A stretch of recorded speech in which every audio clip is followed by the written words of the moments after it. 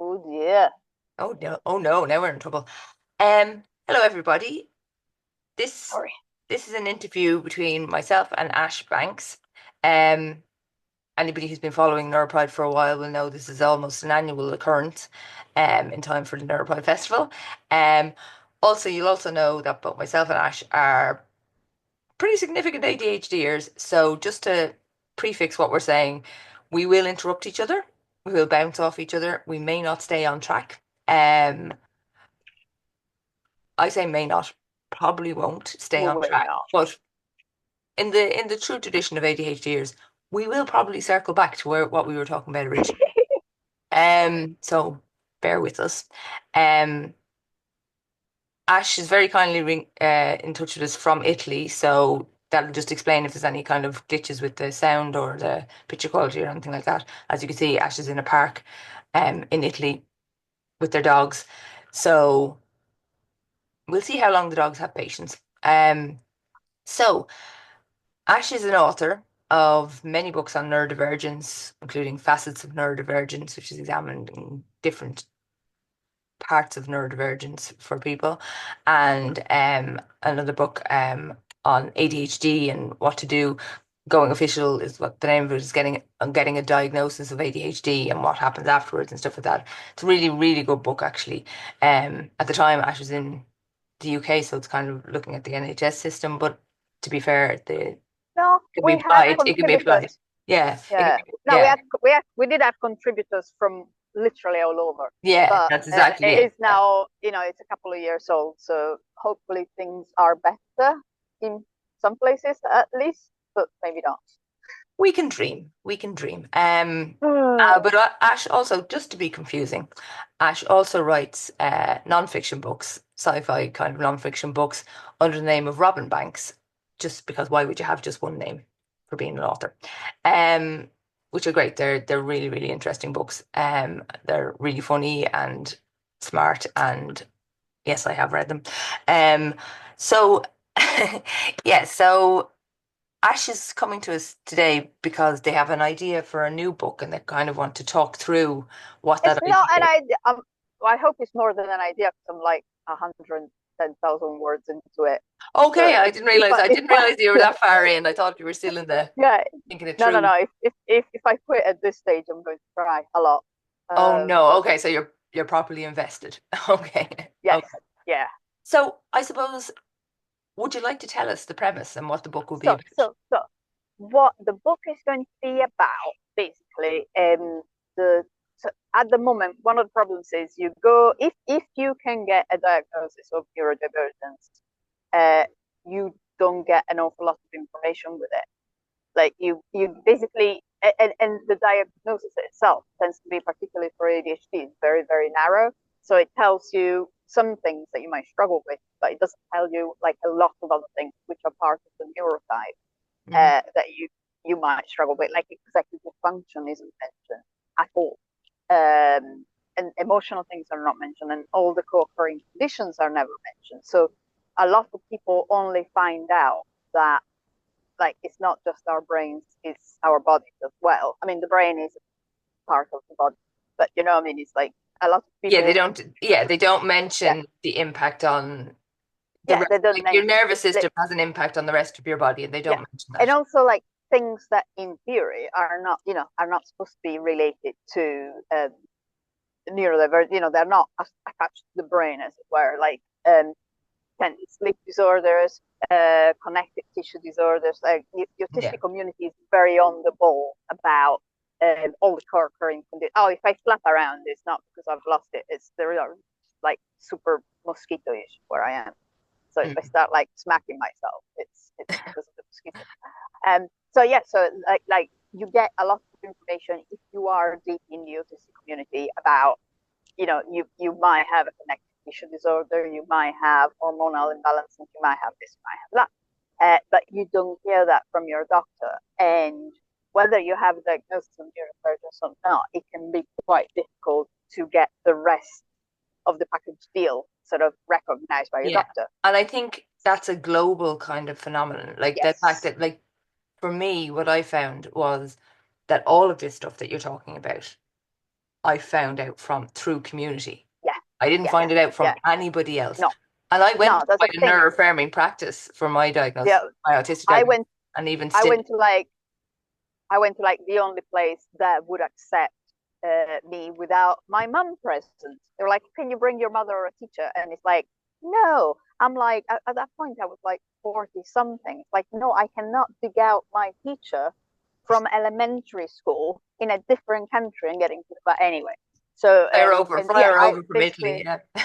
yeah, but basically, like at least for ADHD, you get a bill and meds. If you get anything at all, you don't get the rest of the information. So with Facets, when I did the massive survey, I was trying to actually get some numbers because obviously research into neurodivergence doesn't look at it because it's not like it would be helpful or interesting or relevant to our lives. You know, we must find out Not like why it these not people yeah, exist. it's not like it has a massive impact on every Yeah, aspect of our I lives. mean, it's not like, it's like it's something like between 80 and 90% of neurodivergent people have a sleep disorder, and the symptoms of chronic sleep deprivations are basically the symptoms of ADHD. And a lot of us, if we get our sleep sorted out, we end up just doing so much better without stimulant meds.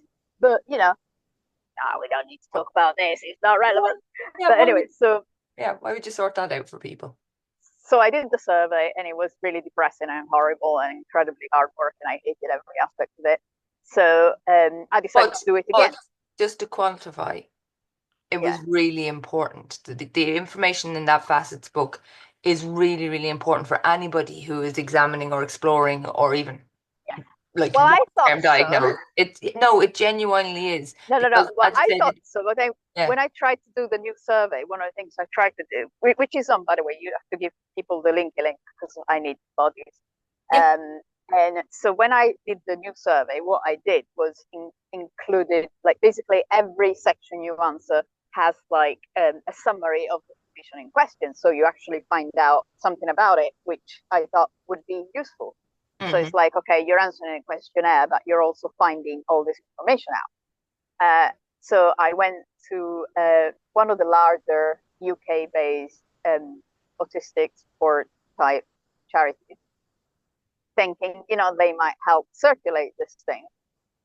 And of course they didn't, because it's like, well, it's not sanctioned by a blah, blah, blah organization. It's like, no, because it's a neurodivergent person doing it with, in cooperation with neurodivergent, or, it's like, no, I'm not at a university. I am not a university, but this is useful, hopefully. And they're like, no, no, no, which was fun. But one of the flip side of it was that I had to join their organization to even ask the question.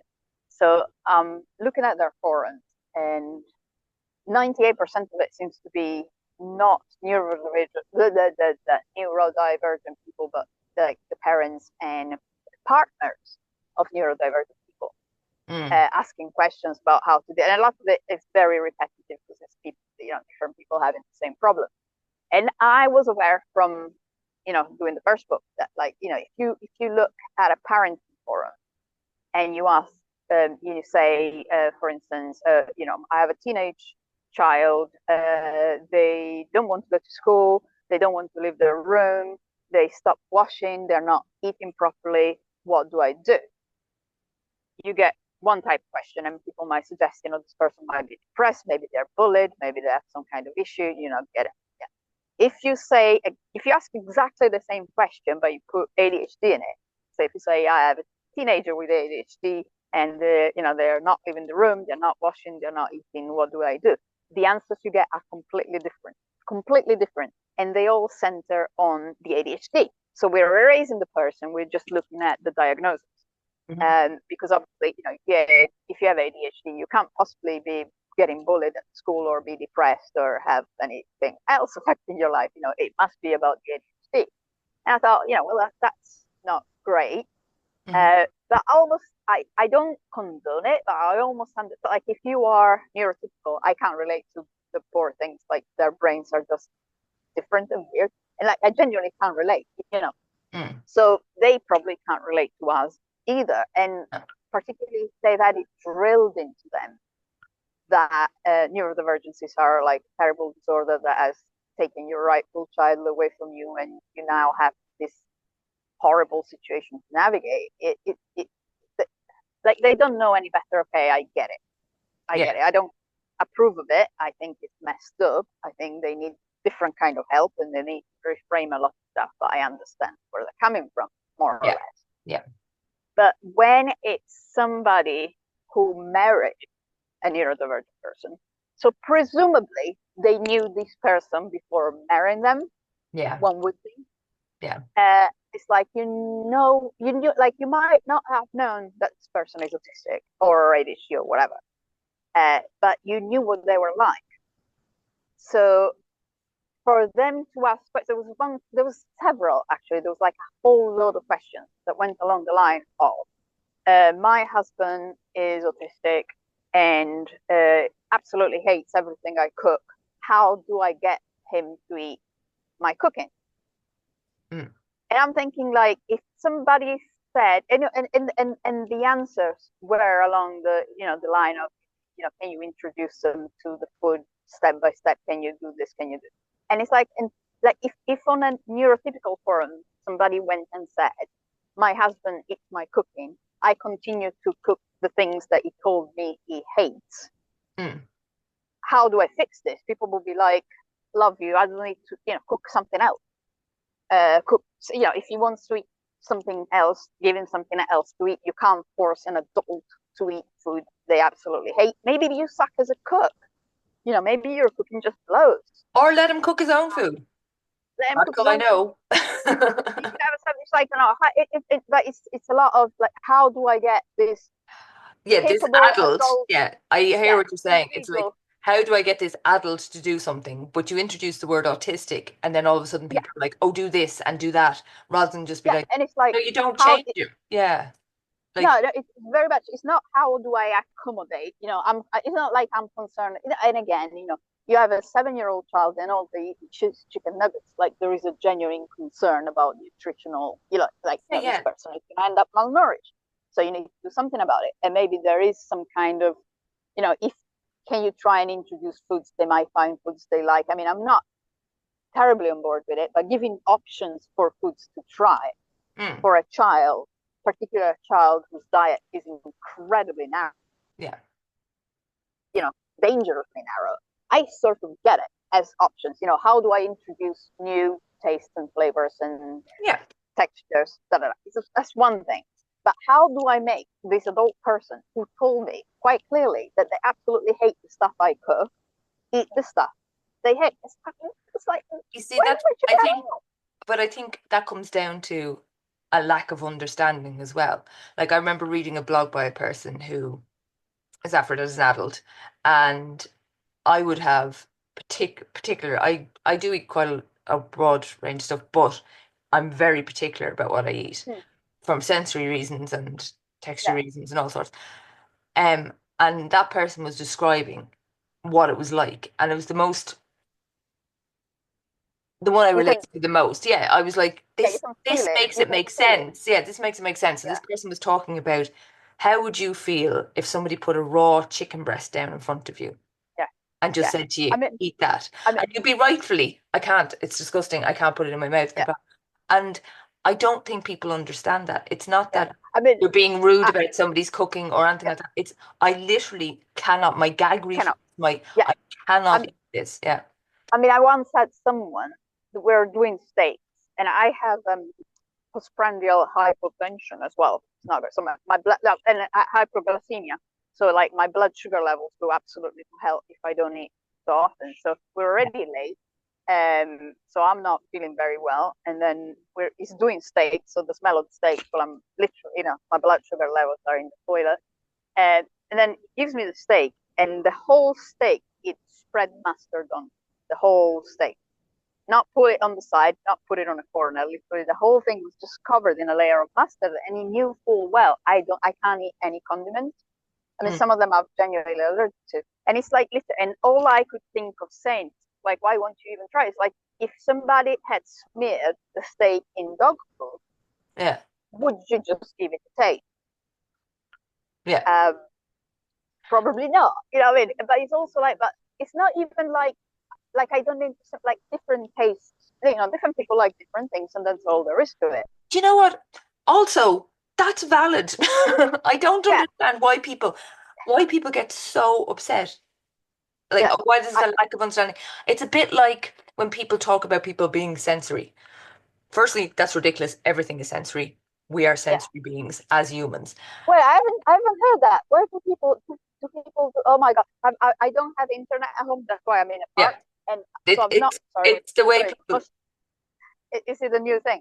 Is it a Yeah, new thing? People but being it's yeah, sensitive. it's sensory. But the thing is that they don't like that. They don't like, and So I've what? had to reframe it to people. It's like, no, it causes pain.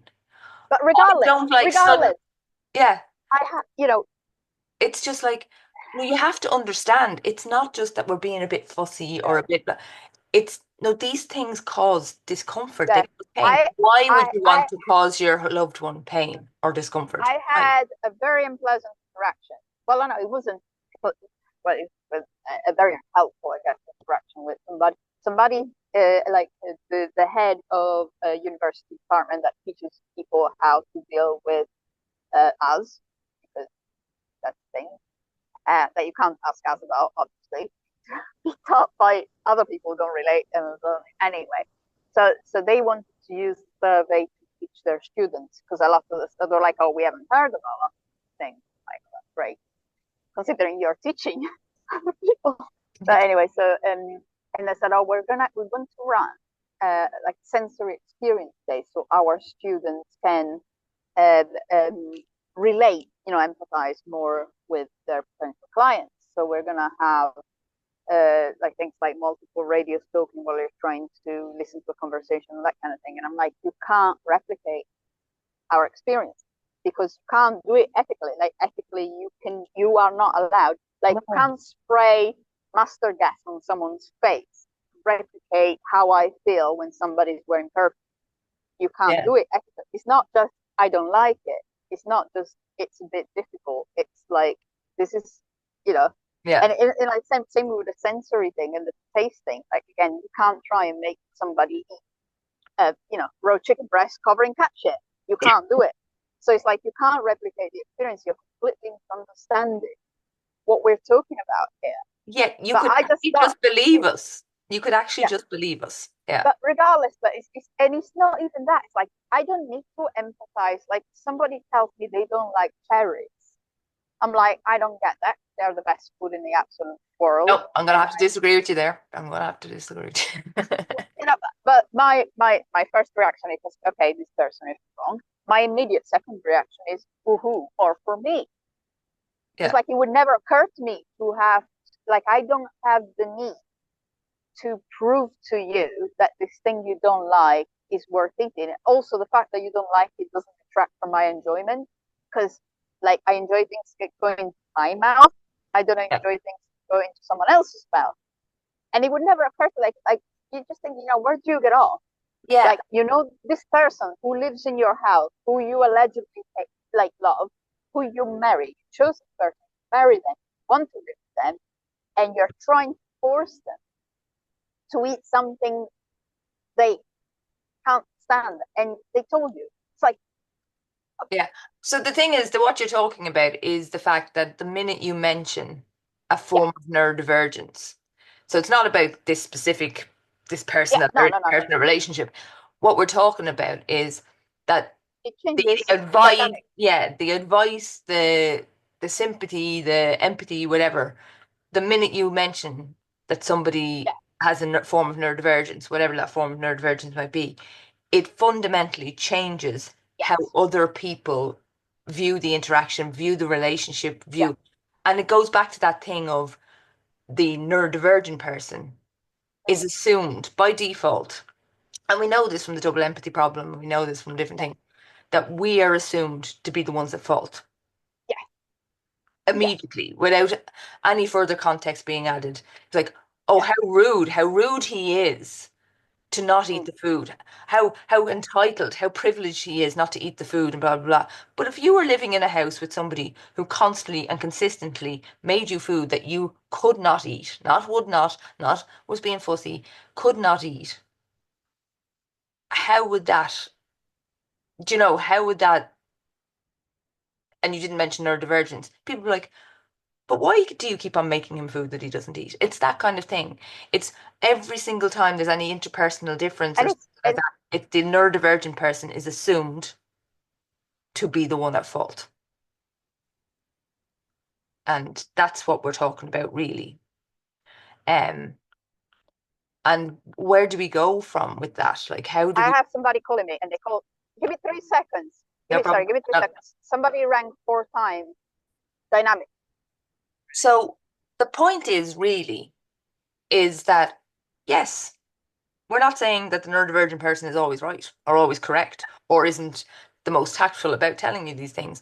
What we're saying is we can't always assume Mm. that because somebody's neurodivergent, that they're in the wrong. That Yeah, is a neuroconformative yeah, expectation. That is the way the society is set up, is that if there's an issue, if there's a anything going on, and that has real world implications. It has a real world impact on us and our yeah, mental health and stuff like that because you do internalize that. You're like, God, I'm being fussy again. I'm being awkward. yeah. I'm the one in every one of my interpersonal relationships. I'm always Mm. at fault. And obviously, that has a huge impact on people's mental health. And it causes an awful lot of tension within Yeah. relationships.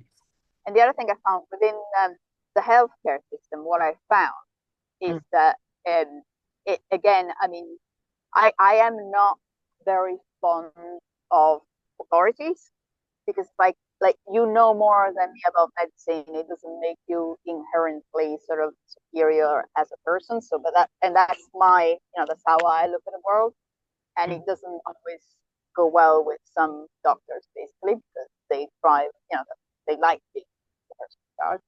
But the moment you're neurodivergent, you suddenly, like I had a pain management specialist literally tell me, people like you have to learn what really hurts or not. And this was for breast cysts the size of eggs.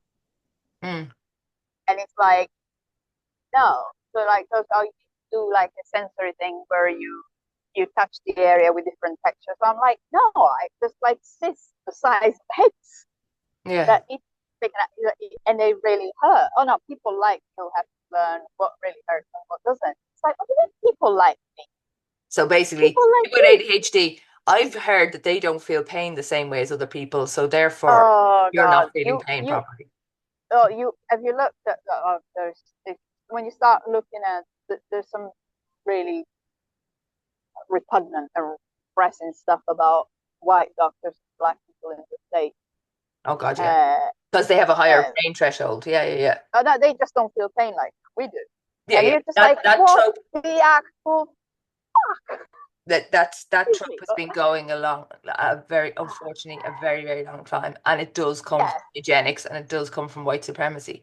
Um, but it has persisted, like as we're talking about, it has persisted and has real world implications. Like and so it's like, black people who are giving birth are far less likely to be offered pain medication. yeah, they're Or also far more likely to die. yes. Um, And because of that, you know, because they don't, because they're, oh, you're not, it's yeah, you're like just these making it things, up. that's what we're talking about. Not to equate the two things too much, because Mm, obviously there's different yeah, things. But that these but things they aren't just us being a little yeah, bit annoyed about this. These things have real world implications yeah, for healthcare, for, for all these things. If in every situation, so in employment, if there's an mm, interpersonal thing, the assumption is always, the bias is that it is yeah, always the neurodivergent person that is wrong. And yeah, that can have real world implications. Like sometimes when people learn a little bit more about the likes of rejection sensitivity for mm, ADHDs and autistic people and stuff like that, then if there's a conflict or because conflicts arise in workplaces all the time, yeah, it's, oh, this is your rejection set. Like, do you know what I mean? Sometimes people learn a bit more, but again, it's always defaulting to the yeah, neurodivergence being blamed.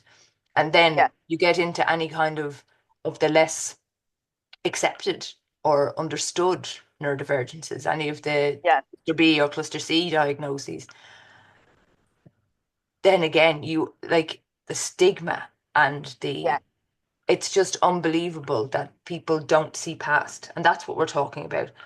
Once somebody hears a diagnosis, once somebody hears something about you and whatever, like we keep on using the word diagnosis because, but Well, that's what it is. yeah, do you Yeah. know what I mean? But we're talking about once Yeah. somebody hears about your identification, hears about you, Yeah. all of a sudden you cease to be. I've had this experience. I've had Mm. this experience in work where I disclosed that I was ADHD and I had been doing a role perfectly satisfactorily. I was the only person in the country doing the role at the time, so it was a pilot scheme. Everything been going great. They actually rolled it out for the rest of the country after Oh, wow. 3 years. So yeah, no, it was going great. It was a great Yeah. a great scheme, and I've been doing okay. No, no, nobody had said, "Oh, you're terrible," or you know what I mean. Everything had been going Yeah. grand. I disclosed after a meeting. I disclosed that I was ADHD, and all of a sudden, I was getting phone calls every day. I was having to send letters to be checked. Like Oh, dear Christ. we spoke about being hyperviral, and like the worst part was that for me because I'm such a pedantic person. The person who was correcting my letters was incorrectly correcting the grammar. And I was like, I can't send that out. That doesn't make sense. So, but it got to the point where my colleague was like, "Oh my God, are they ringing you again? Are they checking on you again?" So other people were noticing. Yeah. And it Yeah. was Yeah. Yeah. literally the day after I disclosed. Nothing had changed on my end. Nothing Mm. at all had changed in the way I was working, the things that I was doing. It Yeah. got to the point where I'd be getting emails going, "Can you send me this?" And I'd have to go, yes, I sent you that last week. Do you know what I mean? Like it Yeah. was Yeah. that I know kind of thing. exactly. And Yeah. it made my work untenable because obviously Yeah. that increases your stress rates. We were working I with, mean, being micromanaged doesn't improve anyone's yeah, but performance. I Like, it's just but not how I it know works. that that is a very common experience Mm. for many people after Oh, they, oh, sorry, I just dropped you. I just dropped you. But yeah, after, so it's, and it's one of the reasons that a lot of people are hesitant or reluctant to go into work and ask for accommodations and disclose yeah. because this is what happens. We know I that this mean, is what happens. to be honest, and it's depressing. I'm now at the section in the chapter where I'm writing, and in the chapter in the book where I'm writing. So say, uh, I mean, it was hard. It's hard enough to say how the the the level of manipulation. Oh,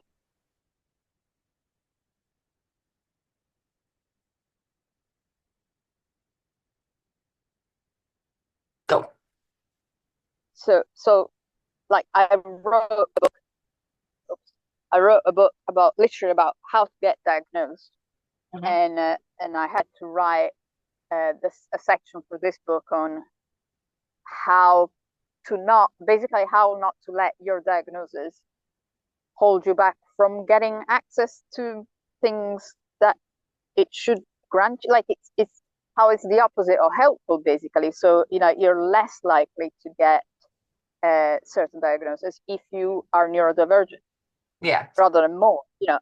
Which is not how it should be because they are particularly if they're co-occurring conditions, but in general.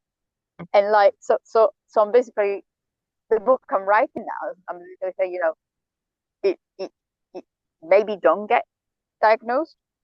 Oh, but Yeah. by the way, my You know phone is what? temperature is high, so I can't charge it. That's why my phone overheated. That's the problem. It's just like kind of quite depressing, because obviously I didn't write a book about how to get a diagnosis if I didn't think it was a good idea.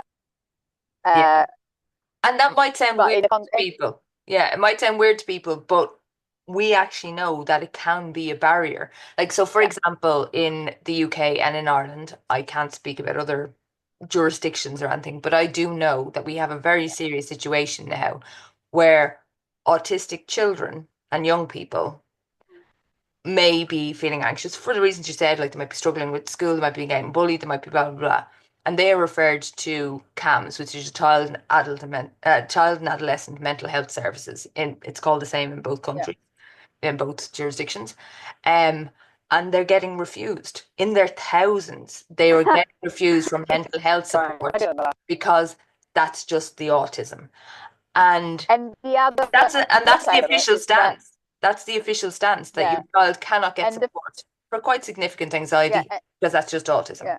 Yeah. And the flip side of it is also that where it used to be, I mean, I'm not saying it was ever fantastic, like the myth that autistic people basically are, you're rolling in the money because you get benefits up the wazoo. My phone is about to die very terminally anyway. So it's like, but we're witnessing like there is an increase in the number and solidity of barriers we face once we are diagnosed. And I